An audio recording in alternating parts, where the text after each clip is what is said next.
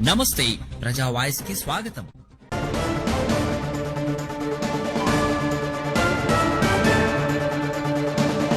గా 8/7/2025 సంవత్సరం గాను మన దివంగత నేత మాజీ సీఎం వైఎస్ రాజశేఖర్ గారి యొక్క జయంతిని సందర్భంగా మన ఆదోని నియోజకవర్గంలో సాయిబ్ గారి ఆధ్వర్యంలో రేపు ఉదయం 9 గంటలకు జయంతి ప్రోగ్రాం స్టార్ట్ అవుతుంది.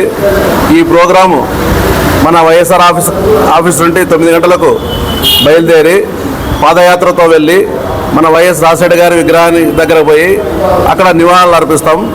మళ్ళీ అక్కడ మన సాయిబ్ గారు అయితేనేమి మన పార్టీ కార్యకర్తలు, అలాగే పార్టీ నాయకులు, అలాగే ఎంపీటీసీలు, సర్పంచులు, కౌన్సిలర్లు, వైస్ చైర్మన్లు, అలాగే జెడ్పీ మెంబర్లు, అలాగే మండల నాయకులు, అలాగే మున్సిపాలిటీకి సంబంధించిన నాయకులు, అలాగే కార్యకర్తలు, వైఎస్ఆర్ పార్టీ సంబంధించినటువంటి ప్రతి ఒక్క అభిమాని కూడా ఈ కార్యక్రమానికి హాజరు కావాలను.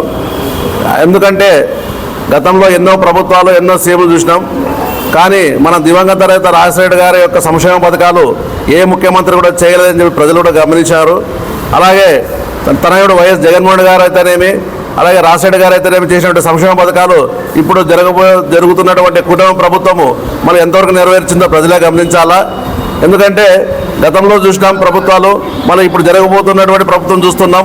వాళ్ళు ఇచ్చిన హామీలు ఎంతవరకు నెరవేర్చినారు, మరి గతంలో రాజశేఖర్ గారు అయితేనేమి, అలాగే జగన్మోహన్ గారు చెప్పిన హామీలు ఎంతవరకు నెరవేర్చినారు ప్రజలకి, మళ్ళీ దాన్ని తేడా చూసుకుంటూ ప్రజలు గమనిస్తున్నారు. దాన్ని ప్రజల్లోకి మనమంతా వైఎస్ఆర్ పార్టీ కార్యకర్తలు ఇద్దరు నాయకులు తీసుకుపోవాలంటే రేపు జరగబోతున్నటువంటి జయంతి కార్యక్రమానికి ప్రతి ఒక్కరూ కార్యకర్తలు రావాలి. ఎందుకంటే వస్తేనే ప్రజలు కూడా గమనిస్తారు.